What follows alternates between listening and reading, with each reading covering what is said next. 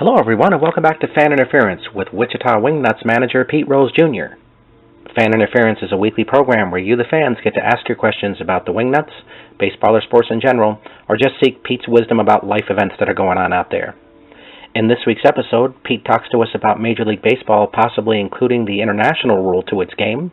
He discusses the chemistry of a baseball team, and Pete dispenses some Valentine's Day advice. So let's get right to Fan Interference. So let's welcome back manager Pete Rose Jr. Pete, do you have team updates you'd like to provide for us? Once again, buddy, we've kind of been dark as far as team updates.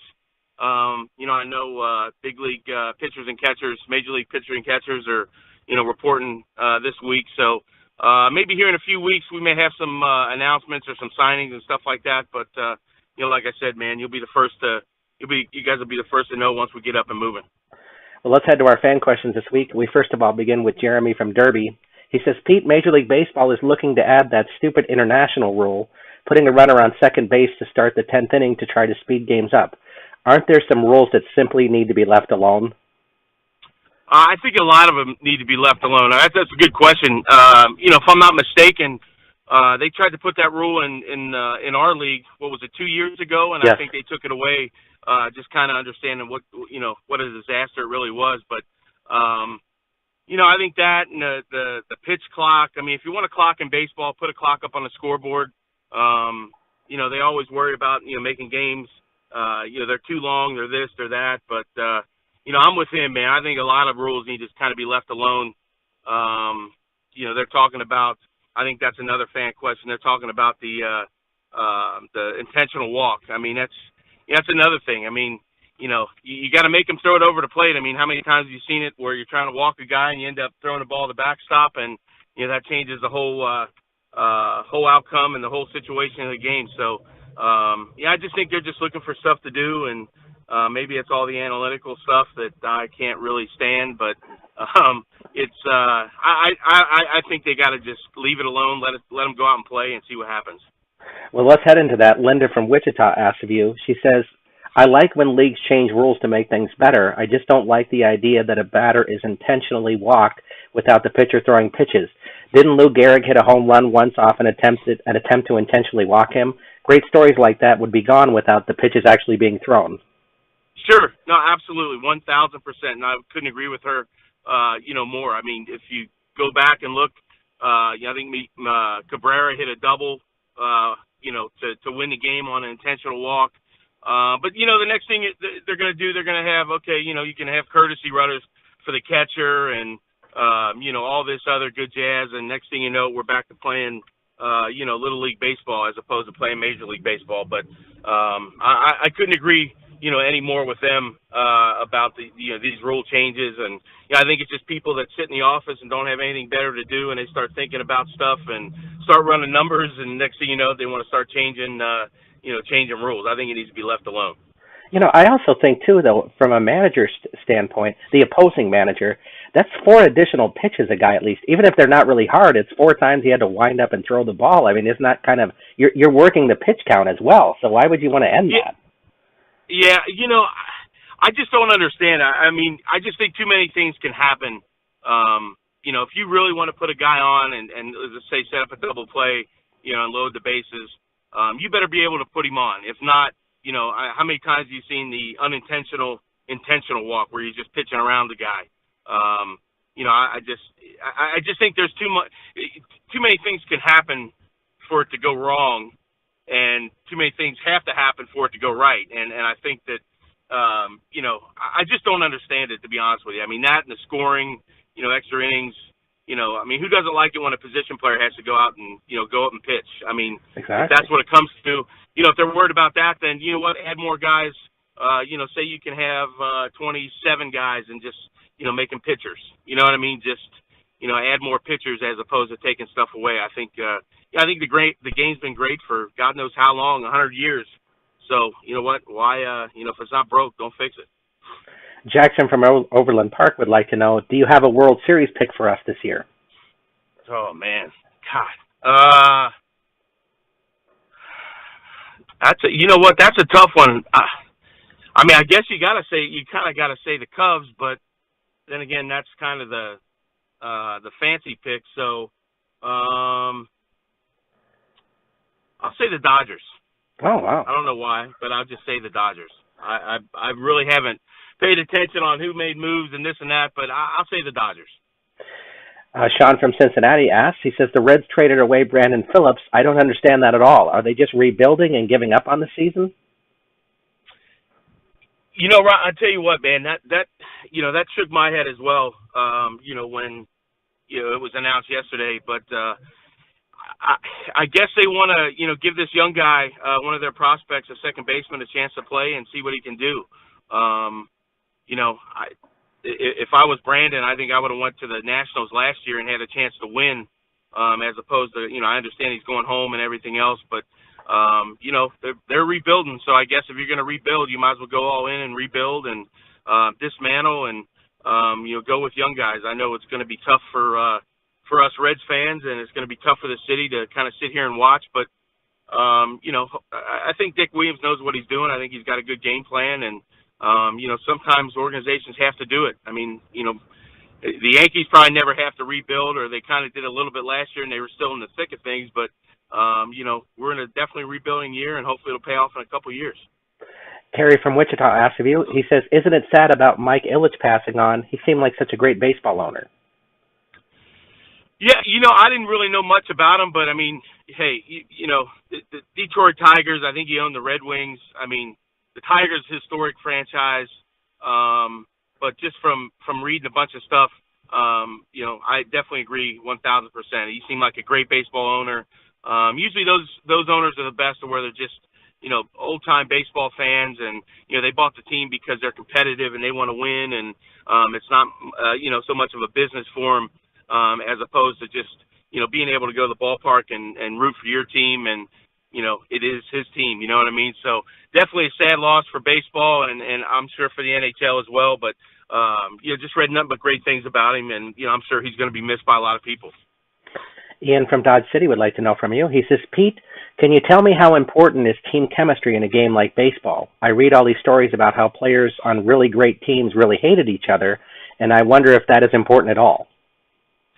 To me, it's very important, just because, if you have guys that hate each other, it's a really long season, and you're around everybody, an awful lot. I mean, a lot of time.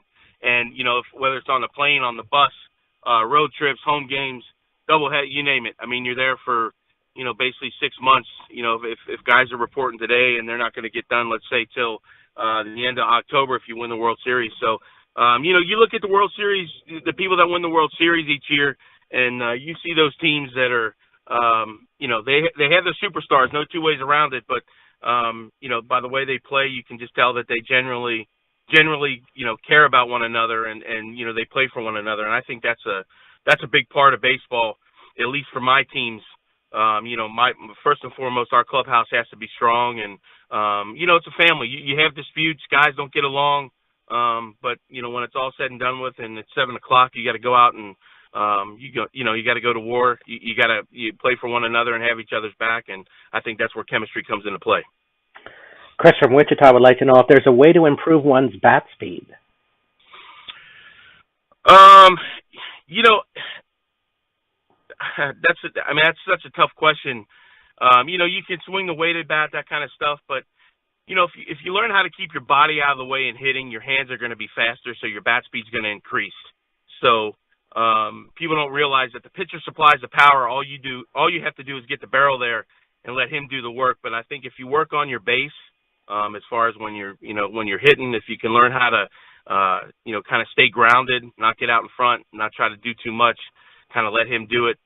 Your body stays kind of centered. Your hands are going to be able to go first, and then your body comes behind it, and that's kind of where you get your backspin. So if you can learn to keep your body out of the way, your hands are going to speed up. That'll increase your bat speed, but, think about quick hands when you're hitting, but just remember, the pitcher supplies the power, not the hitter, so just go ahead and let him do it. Would you agree that a lot of times the way you can improve things in baseball is by having better technique and form? Yeah, to a certain point, but, I'm a big believer in if you want to get good at something, you have to actually do it. And you have to, if you want to get good at baseball, you got to go out and you got to play baseball, and not just take flips or take ground balls or take infield practice. You got to go out and you got to play the game. But the thing is I think that's what the off season's for. Is you work on your form if you're going to make any kind of changes, which hopefully it's not drastic changes. But I think once the season starts, you go with what all the work you did in the off season, and I think you just kind of go out and you just start playing. And I think for kids, the difference in, let's say, my son and me is I actually, I used to play baseball all the time. I used to play football all the time. I used to play basketball all the time.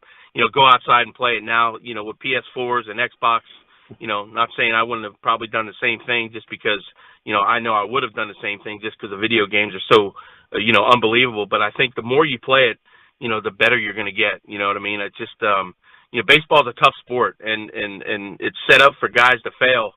And, a lot of people don't understand that. I mean, you're never supposed to strike out. You're never supposed to make an error.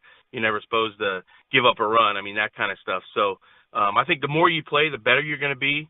But you physically got to go out and you got to play it. You got to get outside. You got to, it's you against him, and you got to compete and learn how to do that. And the more situations you're in, the more you're going to learn, because it's how you, if you don't get it done that time, how do you react from failing? You put your head and, tuck your tail and walk away, or do you keep your head up, walk up, and say, I'll get him next time. So I think the more you play, the better you're going to be. No two ways around it. For fans of the show who aren't over 40, Pete and I used to actually go out and play with something called a stick. I don't know if anybody have ever heard of that thing, but his stick, kick the can. I haven't heard that like in 100 years.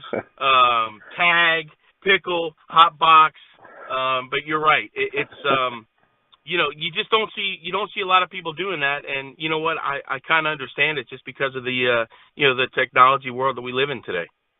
Our next question comes from Daniel from Kansas City. He says, I have struggled the last few seasons to reach pitches up and away.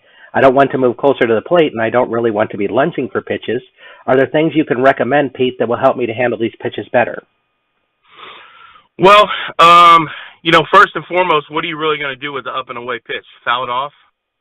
I mean, is that, I don't think that's really the one that you want to hit. I mean, I was always taught that you look in the middle, and that way you can react to the one in, and you can tip the one on the outer half. I mean, that up and away pitch is usually a pitcher's pitch. Him trying to get you to kind of get underneath something, either pop you up or strike you out. So, I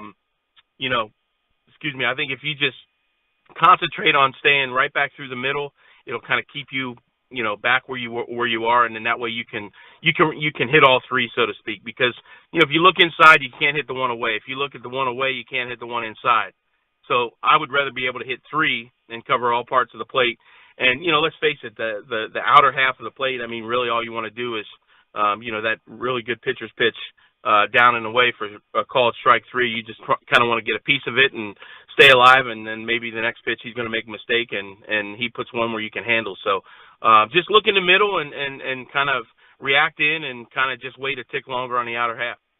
Ryan from Wichita would like to know if you have improvement ways for a person to improve their pickoff. Just work on them. I mean, I think at the beginning, if you're working on stuff, don't try to be too fast.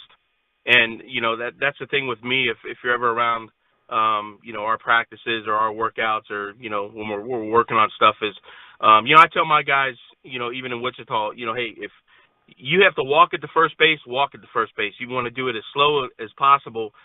And then once you get more familiar with it, you can start to speed up, because, when in the game will speed up on you. That's when you start, throwing pickoff throws away, throwing balls into the seats, making errors, because the game kind of speeds up. But, I think the more you work on it, the better you're going to be. Obviously, I don't really know anything about pitching, nor do I care to know anything about pitching. But, I just know if you're going to work on something, if you want to get better at something, you just work on it and just go out, and if it's throwing against a wall, throw against a wall, and just try to perfect, your move, and not try to, do Steve Carlton's or, Andy Pettit's or whatever. Just go try to perfect your move, and just, keep practicing.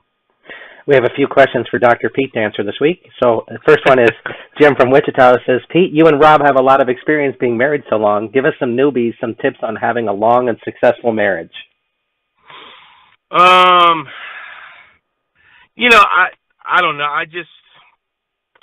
I never really think about it. You know what I mean? I just try to be the best dad I can be, and just just live life. I mean, just when you get the right person, as it's really kind of easy. As far as having one. I mean, there's a lot of work involved in it, and obviously you love the person enough to where you're going to work on stuff. So I don't really have any tips. Maybe they can send in some tips, and maybe I can maybe use them, or maybe you got some tips for me. But I just I'm lucky enough to have a good one. So I'm just going to keep on doing what I'm doing. But I wish I had some tips, but I don't have any tips. I've always thought about the success that I've had in my marriage has been because you have to have a really short memory about stuff, Absolutely. And you got to pick your battles. I mean, you got to pick your battles, and it's just remember, once you say I do, it all changes. And anybody that's ever said I do, they know exactly what I'm talking about. But I'm with you on that one. Just have a short memory, and just pick your battles. Absolutely. Lucas from Wichita has a really interesting question. He says, I'm not really sure how to take this and want an outside opinion. This girl I have been dating is also dating another guy. I texted her to ask her out for Valentine's Day. She did not respond right away, and an hour later, the other guy asked her out for Valentine's Day as well. She had agreed to go out with him on that date, and her and I are going out the day after. That's a bad sign for me, isn't it? Definitely. I wouldn't, I would save that money. You're going to go, obviously, people probably don't know I'm a sneakerhead, but save that money you're going to spend on dinner and flowers and chocolates, and, go buy the new LeBron James 14s that just came out last week. That's what I would do. But yeah, that's not a good sign. But, I would take that money and do something different, do different things with it. Go buy yourself a new pair of shoes. That's, if you're second, I don't really think you want to be second. So, you might want to pick up and go look elsewhere. But, there's a lot of fish out there, man. Don't just, don't settle for something that, you're going to be second fiddle to. Our last question this week, Dana from Augusta asked, she says, Pete, my husband gives me flowers every year for Valentine's Day, but after 11 years, it's getting old. Please give him some ideas. Yeah, that's a good question, because I'll tell you what, flowers, you can't go wrong with flowers. I'm sure you know that. I mean, that's probably the staple, but, maybe make dinner, like, obviously it's well documented. I like to cook. So, maybe make dinner, maybe surprise, and, go see a movie. A lot of people don't see movies anymore. You can always go with the Victoria's Secret package. You can, there's a lot of things. You just got to maybe sit down and just kind of, brainstorm a little bit. But I'm a big fan of cooking dinner. I think if you do that, I think it shows, especially if your wife or your significant other, if they do all the cooking, hey, you can order, if you don't know how to cook, you can order these care packages that it just comes. You just got to read and put everything together. So you can probably, work your way through that to make it seem like it was from scratch. So, make your dinner and, go from there. I think if you do that, I think you're going to be sitting pretty good. Awesome advice. Thanks for joining us this week, Pete. You got it, buddy. Hey, we want to thank Manager Pete Rose Jr. for joining us on Fan Interference this week. If you have your own questions you'd like to ask the Wichita Wingnuts manager, please send them to us at askpete@minorleaguesportsupport.com. That's askpete@minorleaguesportsupport.com. Please have your questions to us by Sunday evening so we can give Pete a little time to review them before we record the show. I'm Rob Pannier, the managing editor of the Minor League Sports Report, and we'll see you next time on Fan Interference.